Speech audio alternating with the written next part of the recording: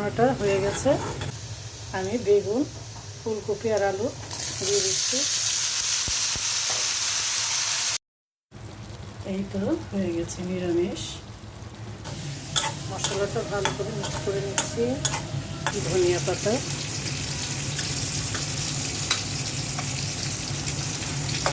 মাছ ভাজা হয়ে গেছে। ভাজার সাথে বেগুন ভাজাও খেতে কিন্তু ভালো লাগে গরম গরম ভাতের সাথে। আসসালামু আলাইকুম, সবাই কেমন আছেন? আলহামদুলিল্লাহ আমি ভালো আছি। চলে আসলাম তালুকদারে নোনতা বিস্কুট কেনার জন্য। এই দোকানের বিস্কুটটা খুবই ভালো, আপনাদের ভাই খুবই পছন্দ করে। আমি হাফ কেজি নিয়ে নিচ্ছি। বিস্কুট কেনা হয়ে গেল, এখন চলে যাচ্ছি বাসায়। এই তো চলে এসেছি আমার রান্নাঘরে। রান্নার জন্য সব কিছু গুছিয়ে নিয়েছি। আজকে চিংড়ি মাছ ভুনা করব। ভাত বসিয়ে দিয়েছি, মাছ ভাজি করব আর মাছের মাথা ভুনা করব। চিংড়ি মাছগুলো দিয়ে দিচ্ছি। নিরামিষও রান্না করব।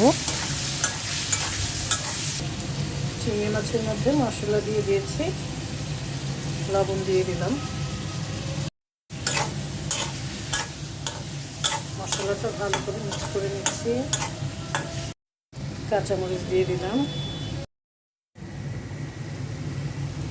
চিংড়ি মাছ ভুনাটা হয়ে গেছে, এখন আমি নামিয়ে নিচ্ছি।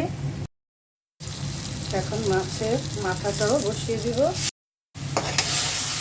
মশলাটা কষিয়ে নিব।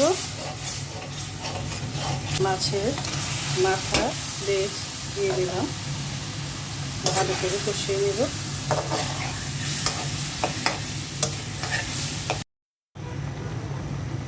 মাছের মাথার তরকারির মধ্যে আমি বেগুন আলু দিয়ে দিচ্ছি। বেগুন আলু দিলে খেতে কিন্তু ভালোই লাগে। মাছটা কষানো হলো, এখন পানি দিয়ে দিচ্ছি। এখন নিরামিষটা বসিয়ে দিব।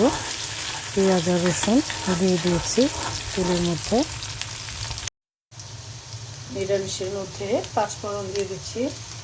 পাঁচফোড়ন দিয়ে দিলে খেতে কিন্তু খুবই ভালো লাগে। নিরামিষের সেন্টও ভালো আসে।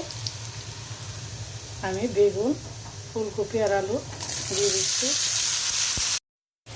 কাঁচামরিচ দিয়ে দিলাম আর দিয়ে দিচ্ছি পানি।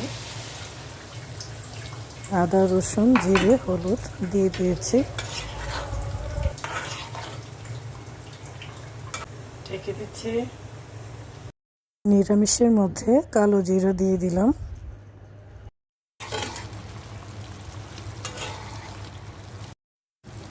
এই তো হয়ে গেছে নিরামিষ।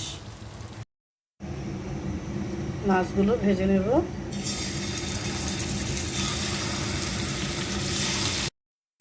কাঁচামরিচ দিয়ে দিলাম আর দিয়ে দিচ্ছি ধনিয়া পাতা।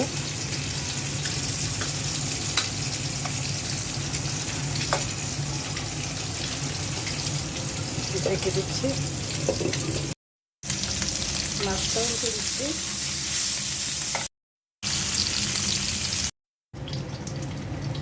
এই তো তরকারিটা হয়ে গেছে।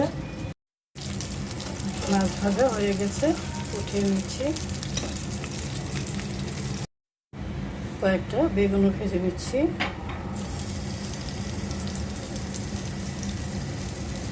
মাছ ভাজার সাথে বেগুন ভাজাও খেতে কিন্তু ভালো লাগে গরম গরম ভাতের সাথে। এই তো দুপুরে রান্না হয়ে গেছে। চিংড়ি মাছ ভুনা করেছি, নিরামিষ, মাছ ভাজা, বেগুন ভাজা, লেবু কেটে নিয়েছি আর মাছের মাথা বেগুন আলু দিয়ে রান্না করেছি। গরম গরম ভাতের সাথে খেতে কিন্তু দারুণ লাগবে। দুপুরের খাওয়া দাওয়া শুরু হয়ে গেছে। সবাই ভালো থাকবেন, সুস্থ থাকবেন। আল্লাহ হাফেজ।